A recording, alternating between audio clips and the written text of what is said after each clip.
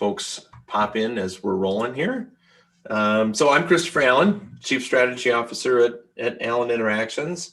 And for today's roundtable, I have a preview of some new course material that's coming in conjunction with HR.com around building a credentialing strategy and doing some prioritization of learning content development. And so what I thought I'd do is kind of walk through some of these things and ask for some advice and some thoughts on the material, whether or not you think it would be useful to a larger group of folks, and kind of dive into some of the content wherever we decide to let it go today. So just a couple of things. Well, one is, I think L&D professionals always feel like they're under the gun in some way, and that leadership is asking for some things that I think are important. This graph that's up here is from an older report on LinkedIn Learning about what is the C-suite looking for when they're making investments in learning. And, of course, they're asking for the right things, business impact and return on investment. But sometimes it's really hard to measure. But a lot of the training that I think that goes out the door that falls in that tell and test kind of mode, where we're not giving students a great enough opportunity to practice, kind of goes in one ear and out the other. And so when leaders are looking at the expenditures that they've made in training, they're just not seeing enough change. And so I'm going to pose some questions about, how can we stop playing whack-a-mole? And I think, when we're talking to clients about the time pressures or the budget pressures that their e-learning projects are under, they always feel like training was kind of late to the table as far as understanding what the performance problems are of the business, what they're trying to achieve. And therefore, if there's an internal L&D team, they really feel like, the requests come in hot and frequent. And it's not so much about how effective can we be, but how quickly and under budget can we stay with our development. So if we're really designing for performance, I think we need different metrics and kind of ask some questions about what's the actual outcome that we're trying to support. And is that really clear when we're starting a learning project?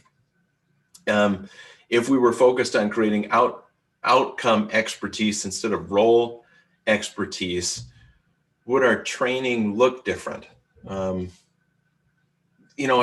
maybe a good example of that is, when we're building curriculums for individual roles, subject matter experts will often say, you need to know all of these things in order to be able to perform. But, if we do some analysis and start stripping and deleting some course content, is it possible to get us to business outcomes faster and students kind of through the training into competency on just a few things that allow them to perform quickly and then backfill instead of waiting until a student has gone through all the material for a particular role and then sending them out on the front lines to perform.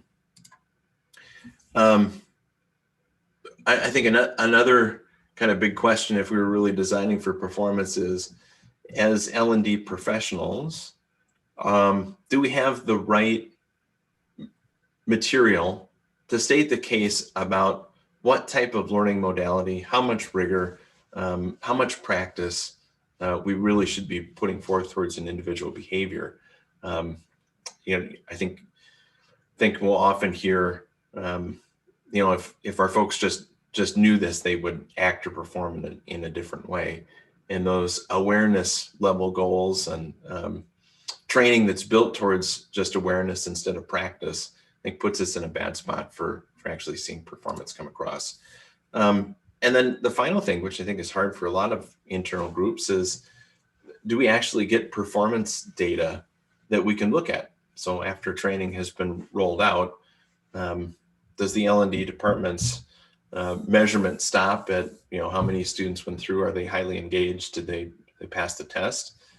Or do we have access to, did the performance on the job actually change? And what parts changed and what parts didn't change, so that we can go back and take a look at the materials that we've created and backfill with where we need to get to the performance level. So with these questions in our back pocket, I want to share with two tools that are going to be part of this new course that we're working on. And you might have seen this if you've taken other Academy courses, but I think it's a nice tool to use with people who aren't learning experts to make the case for the type of learning investment that you think is required in order to change behavior. So across the top on this chart, let's see if I can get this to click through. We painted three buckets of performance. The student, when they're on the job, just needs to follow instructions appear across the top. So there is a performance, there might be a job aid. It's going to be the same process every time you go about doing the work with no variation. So the only thing that we need the student to be able, or the employee to be able to do, is just follow the checklist 1, 2, 3. The second bucket here is remember and follow instructions. And it might be recall, remember, and follow instructions. So the job aid isn't in front of you. You might need to recognize what situation you are currently in, what the variables look like, and then be able to recall what the exact instructions are and roll that out. And then the third bucket is to perform expertly, where someone is going to be faced with variables that might not have ever been seen before, and they need to put together what the right process should be. So I'm just noticing a few questions are coming in here through chat, so just take a look. Oh, thanks, Rich. So these are kind of broad brushes to paint with, but I think a lot of the training that gets created in the industry, the performances can fall into each of these buckets. And of course, they're a spectrum. They're not a solid set of buckets with walls in between them. But typically the industry kind of falls into this pattern of, as we move up the scale to having an expert, we just provide more information. And a better strategy probably follows something like this, where if it is just follow instructions, providing information in a lot of cases is going to be more than enough, and that seems appropriate. But as we start moving farther here to the right on the scale, the instructional rigor needs to increase. So if it's something where someone needs to recognize the situation that they're in and remember what those instructions are, even if it's a simple process, providing some guided practice so that people have an opportunity to experience what the environment is going to look like, and get those tips well practiced before they're asked to go out without potentially any help. And then when we get all the way to the end here to perform expertly, we certainly want to challenge and simulate the environments that people are going to be in over a good variety of different factors, so that when a new set of variables comes in and you're asked to perform, you've had enough opportunity to try and experiment, that you have maybe a predictive sense of what would happen if you tried something new and or different. And then the final kind of variable to this chart is if the task itself is complex or risky, to the learner or to the business. And the more complex it is, the more support we should give. And so this chart then starts to borrow to the right here a little bit. And so as it gets more complex or risky, even if you're supposed to just follow instructions, you might get all the way up to it needs to have a little challenge and simulation attached to it. So you get this kind of neat rainbow effect. I think this is a rather simple chart to put in front of a key stakeholder or a decision maker who might not be a learning expert, and make or state the case about what the level of investment should be for a particular performance or role or outcome that you're looking to create. One that I think you can put up on a screen and have a conversation. If someone is saying, we just need to get them the information and they'll do something differently. Well, if the information that you need to give them, is something farther to the right here between remember and follow instructions, or we're really looking for experts, here's the opportunity to say, maybe the right instructional prescription here is something a lot more detailed, and something that needs to have an opportunity to practice all the actions, see what the consequences look like, and fail a little bit. So I'll pause here. Curious about reactions to this particular tool. Would something like this be helpful to have when having discussions with stakeholders or buyers?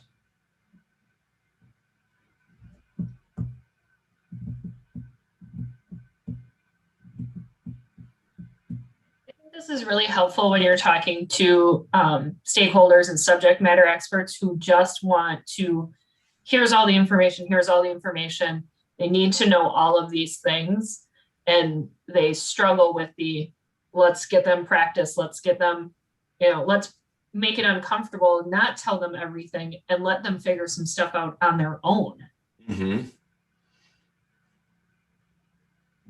Cool. Yeah, I was going to say, I think it's also helpful for stakeholders who want that entire rectangular section to be the blue provide information. I think it really helps them get a visual in what the ideal type of breakdown for content delivery is. Mm-hmm. Cool. Thanks for that. One of the areas that I think this might be really helpful for it, and you'll hear organizations say something to the effect of, these people's time is really valuable, so we just need to make it really easy for them, so that they can just kind of get through it quickly, because we can't afford them to not be productive. I think this also gives an opportunity to push back in those situations to say, if you're really looking for them to do something differently, you can't make it too easy, right? If this is something that's on the higher end of outcome for the student as far as their performance goes, you're not going to see the change unless they have an opportunity to practice. Especially if they're in a comfort zone. I think of like a sales professional. If you're asking them to try completely different tactics when they've got a client on the phone, if they haven't had an opportunity to practice the new paradigm, they're gonna fall back into what's comfortable for them, because the outcome has a direct bottom line impact to the individual. Whereas if you really want them to stretch out and change behavior, I think just providing information in a lot of cases isn't going to be enough. Cool. All right, I'm going to move to the next item here on the list, which is something that we call the behavior catalog. And so this is another way of kind of reframing what sort of behaviors should be covered in training, and make the case for which things should come first, as far as the focus of an L&D department.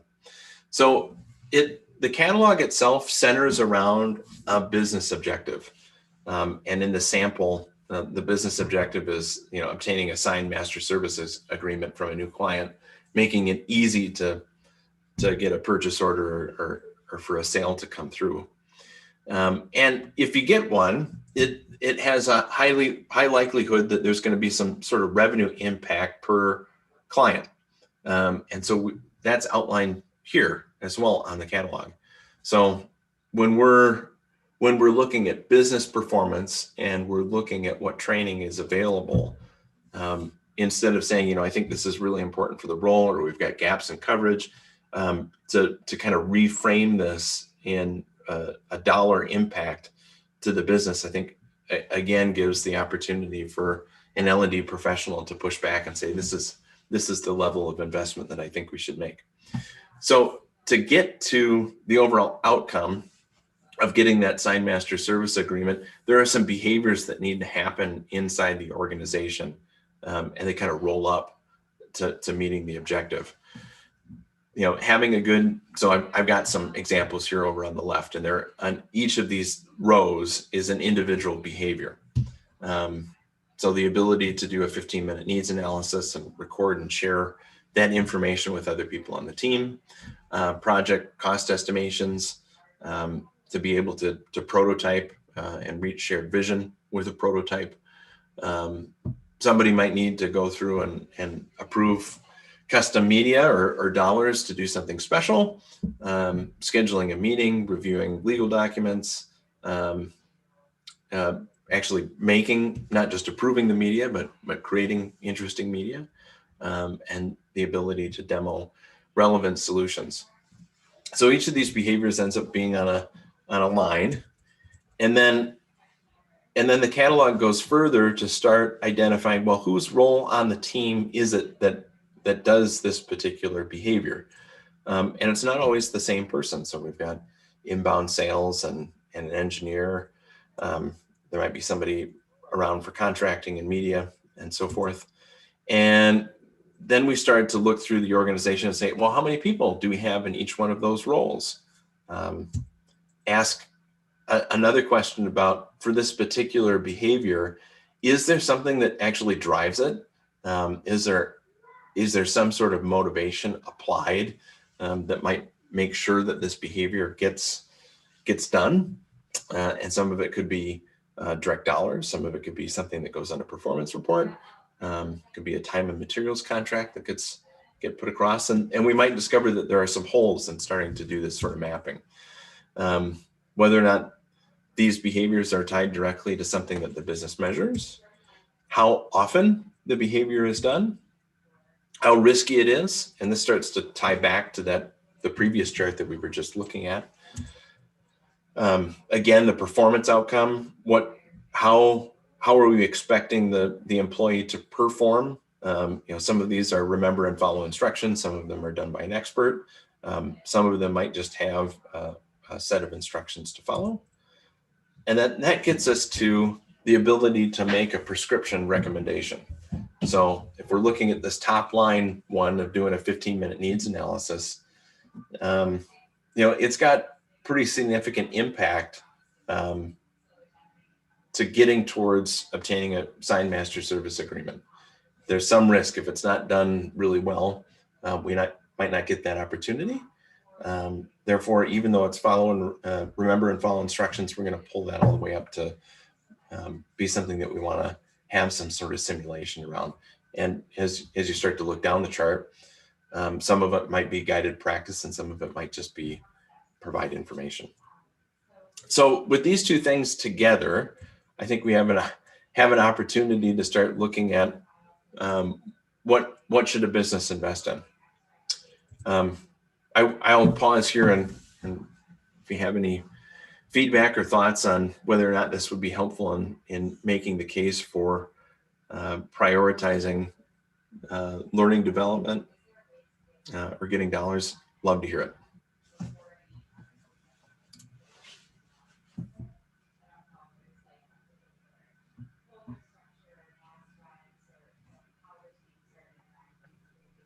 I think this is a fabulous outline.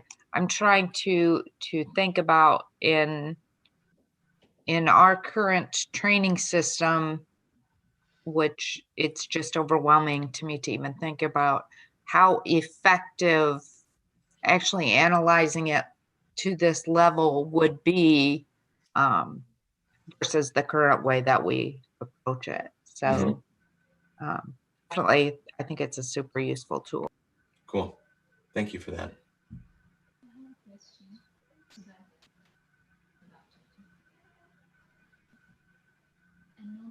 Cool. Well, I'm going to move on to the third component here, which is measurement. And so I've pulled, and I'll put in the chat. This is from Will Thalmheimer's work on evaluation of learning, and it's something called LTEM. And I should have had this brought up before. Get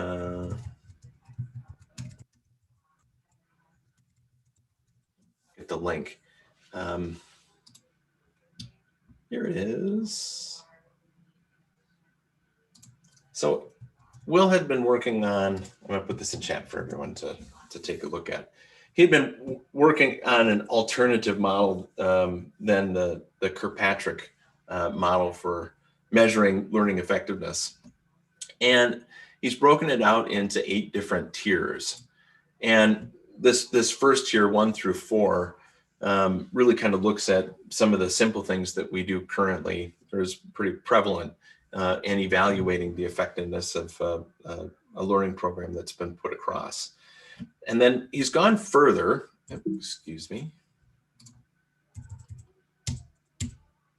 and the top half of his model really is looking not so much for, completion or near term after a learning event measurement of retention of information or skill, but going farther out into the business and looking for, demonstration of new behaviors and whether or not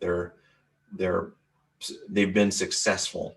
And I think, taking a look at tier 7 and tier 8, if we look at tier 7, this is where, the learner, we're seeing some successful new performances clearly demonstrated, but he's got 2 variants of it, assisted transfer and full transfer. And so it's perfectly acceptable in this particular model for learning to be delivered, for there to be some space for the learner to go back onto the job and start performing and be able to successfully measure whether or not the performance has happened, even if they're afforded the assistance of performance support. So that's the assisted transfer, that the new behavior has taken root, even if there is some performance support system that's there to ensure that this new thing has happened, all the way up to full transfer, where the learner has gone through training and they're out on the job, and without some sort of extra prompt, kind of all on their own, they've applied the learning and they've gotten to some level of performance. So using these 3 things together, that matrix with the desired outcomes for the students, the behavior catalog, and then measuring even at an assisted transfer level, I think you can get to the point where you can say, the business has had real impact from the training that's been delivered. And I think this represents then the opportunity to start thinking about badging and certifying internal employees around performances. And kind of the next step of this course that we're working on really is around creating an internal credentialing strategy. And there's some really kind of neat benefits with some of the platforms like Credly that are out there that allow HR professionals to go back, or talent managers to go back and to look at reoccurring competencies that exist across the business. So if you've got particular business outcomes that you've designed your training towards, you can see that there are some sort of behaviors or reoccurring competencies that occur, and you can see that those skills do get applied. Then you can start to put together a visual framework, not only for employees, but for designers to say, hey, we're actually tuning or changing the performance of the business. And so I'll come back to what Credly offers kind of on doing that. But I know some of you have gone through the Academy, and we're offering digital credentials through that platform. And so I'm starting to think about, outcomes as high-level credentials. If you've got the skills kind of on your own to go through and make all of these behaviors happen, I think this represents an interesting opportunity for the business to really signal that someone is certified in this particular area. And then if we look at, an individual behavior, one of them on a stack to getting towards an outcome, I think this also represents an interesting opportunity to provide a credential on a specific competency. And so I kind of think of this as an opportunity to say a couple of things. So I've started to extrapolate this just a little bit. So think of each one of these colored rows as an individual behavior that rolls up to a particular outcome. If you've got a team of people working together, you need to have coverage for all of these different behaviors. And so here we've got this team over here of Jim, Ann, Todd, and Liz, and you can see that there's a little bit of overlap, and then there's some unique competencies that exist. So this team could get us to the outcome that we want. We might say that someone really has kind of progressed up the scale if they've got all of these as credentialed competencies in their bag. It might make them a really great leader to be able to help mold their team and make sure that they're pushing in the right direction. But kind of even after that, I think this is where the HR component comes into play. If the business recognizes that there is a new opportunity, something that they don't do today, but takes advantage of behaviors that they have been doing.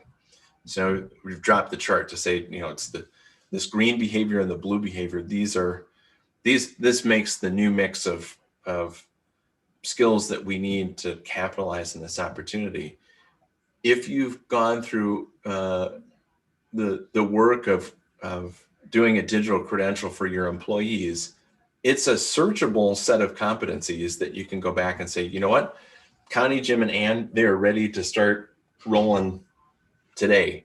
And we can then recognize, hey, if we want to activate more folks in order to roll over and take advantage of this new opportunity, there are some people that might be able to do it, but they need to go through training in order to get there. And I see this as kind of something new on the horizon, especially for big organizations that are looking at their people in a different way and saying, if we want to be fast, we want to react to the market quickly, we need to be able to identify who can help take advantage of the stuff that's going on today, and give us a visual path on how we can move people around and continue to be successful. So I kind of think of this model when we're issuing digital credentials through the academy. Our ACIP program has 5 smaller individual credentials that we release out into the world. That program has a couple of different parts where we're talking about learning theory, and in the middle we're working in an authoring tool like Storyline, and we're starting to put that all together and build a complete program that demonstrates e-learning using the CCAF model. And once you've got all of these things put together, you've got a whole new set of behaviors that ramp up to the outcome of being able to produce a nice little CCAF interactive experience. And we're seeing that in other organizations. Both IBM and AWS have a pretty active credentialing strategy where they've gone through and they've identified a set of skills that do roll up to specific outcomes and map towards talent planning. And I can't be more excited about what this opportunity gives L&D professionals, because I think it gives us a new lens to look at the type of material that we create, and help bridge gaps, and help certainly individual students and employees achieve the career that they're looking for. But as I kind of look back to this component, instead of just building for roles, if we can build towards transfer and to particular business outcomes, I think it gives us an interesting stage to make the case that we should invest in training in a different way, and that the rigor of that training might need to be higher up the scale instead of just passing on information to employees. So that's where I am with kind of a preview to kind of some of the next things that we're working on. I'm certainly curious whether or not credentialing is something that you folks are talking about, whether or not it's something that you're interested in getting involved with, and whether or not you think a program specifically dedicated towards designing internal credentialing programs and prioritization would be of value to you.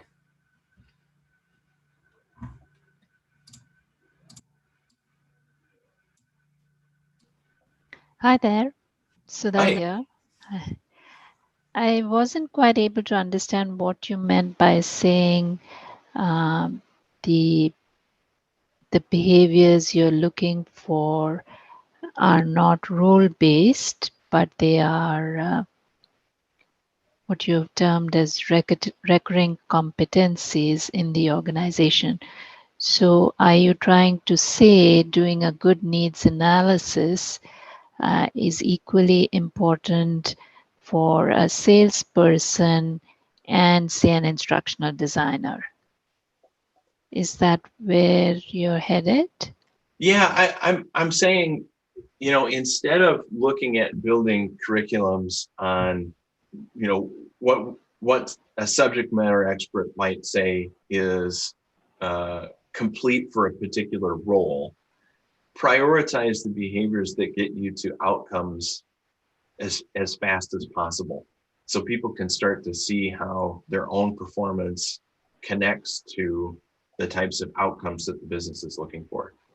And then you can backfill additional skills, but looking towards the fastest path, both the fastest path to competency on business outcomes instead of the fastest path to completion of a particular role. And I think that gives you an opportunity to justify why some content areas aren't getting the same level of attention as others, and start to prioritize about, what is it that someone really needs to do quickly and repetitively in order to be successful, instead of trying to paint the picture of, for a new onboard hire, how quickly can we make them a 20-year expert in the field? Okay. Yeah, okay, that makes sense. Good question. I'll make a note of that as an area that needs a lot of refinement in the course. So I do like the idea of what you're proposing, that one should attempt to have credentials within the organization as a way to recognize employees. So if you could describe, since I'm an instructional designer, I can relate to that the best. What are some of the outcome-driven competencies you think are crucial for an instructional designer? I know you mentioned you have your own program, Right.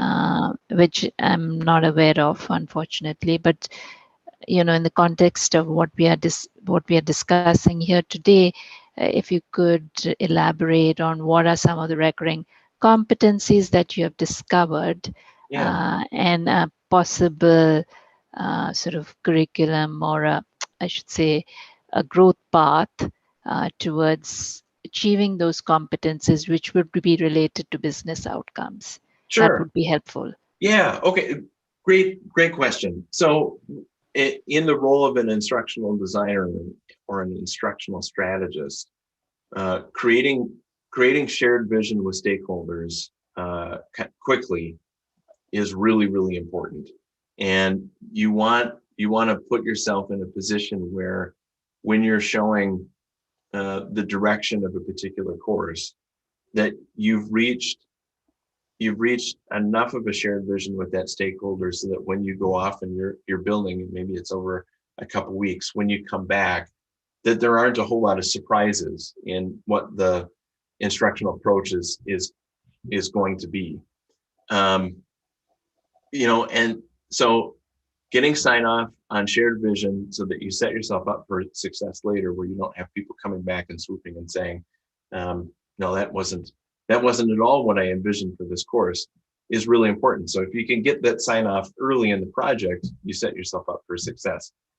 That's an outcome that has behaviors in it, like the ability to sketch, the ability to prototype, you know, kind of rapidly, and the ability to communicate with stakeholders what that's going to look like when you go back and start doing some design.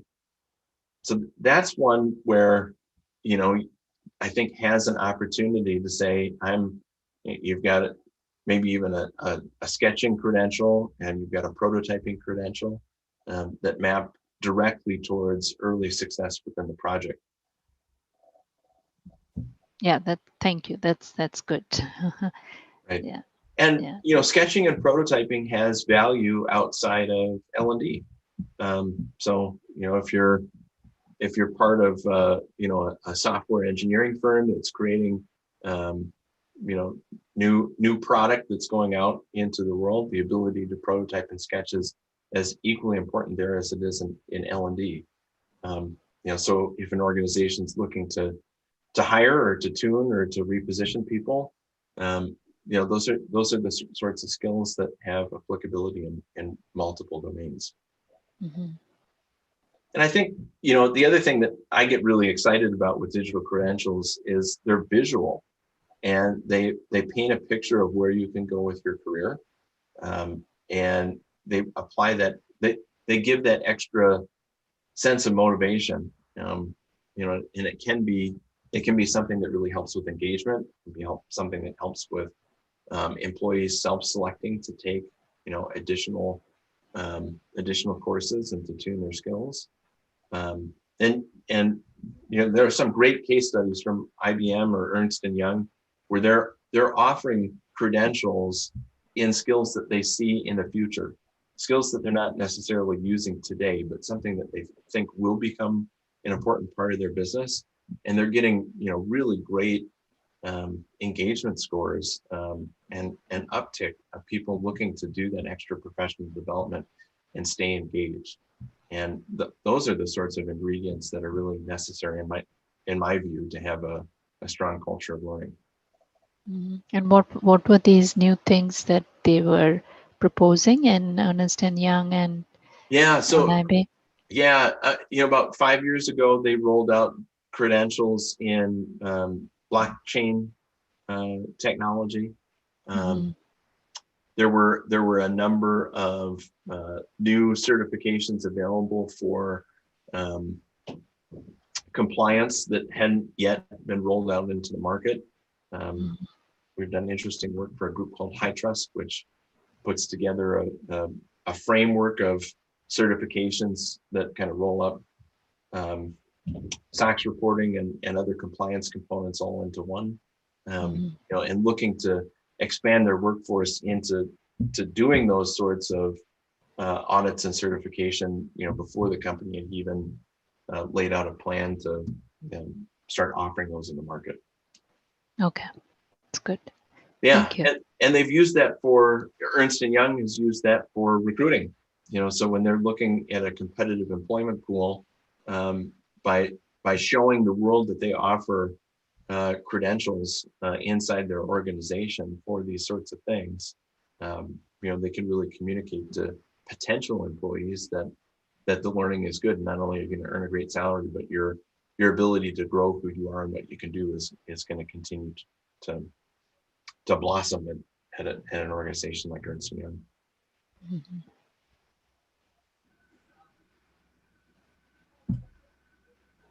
Cool.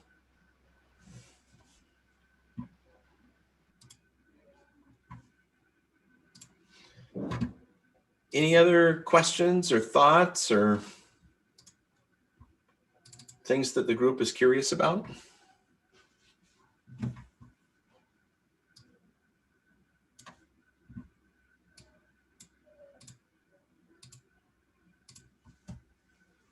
us know, maybe so. Or maybe all enjoying lunch.